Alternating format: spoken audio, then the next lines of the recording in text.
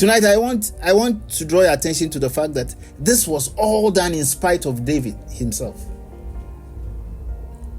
In spite of himself, this was happening. David had no clue. His parents had no clue. His brothers, no clue.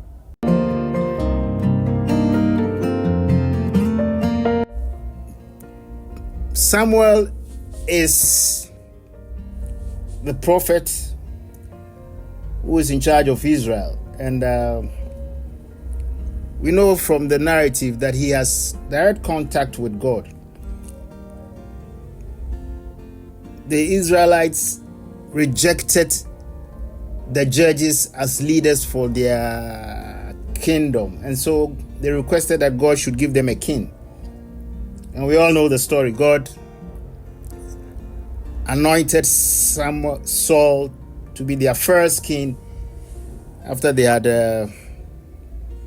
come to the promised land.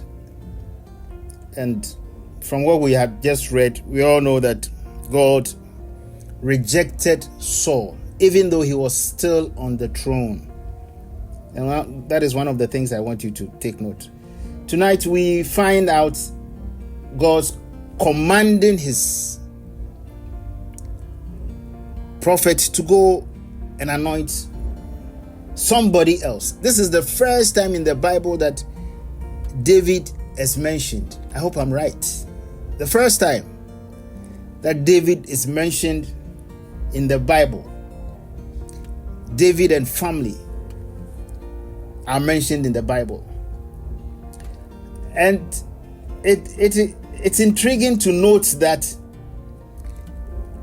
God consistently did this throughout the lives of almost all the kings of Israel, Judah, and the other nations. That whilst there was a king on the throne, somebody else was anointed.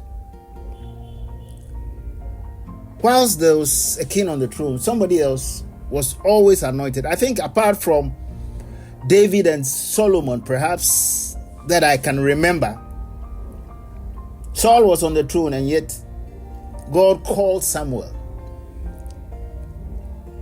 One of the very significant things about this calling is that the first anointing that was done to Saul, God said, anoint him as king.